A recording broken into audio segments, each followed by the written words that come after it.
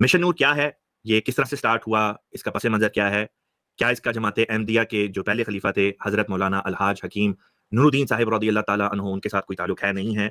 ये तमाम तर बातें इस वक़्त ख़ास तौर पे पाकिस्तानी अवाम के ज़हन में हैं और आप इससे अंदाज़ा लगा सकते हैं कि चंद रोज़ कबल चंद रोज़ कबल तक जो अ, विकिपीडिया पेज था हज़रत अलहाज मौलाना हकीम नूरुद्दीन साहिब रज़ियल्लाहु ताला अन्हु का उसके ऊपर जो लोगों की एक एवरेज व्यूअरशिप थी, उसके अंदर अचानक काफ़ी बड़ा इंक्रीज़ आया। ये मैं जल्दी से आपको स्क्रीन के ऊपर ये दिखाना भी चाहूँगा ताकि जो मैं बात कर रहा हूँ साथ-साथ आपके सामने सबूत भी रखता चला जाऊँ। जो इस वक़्त आपके सामने मैं स्क्रीन के ऊपर ये आप देख सकते हैं।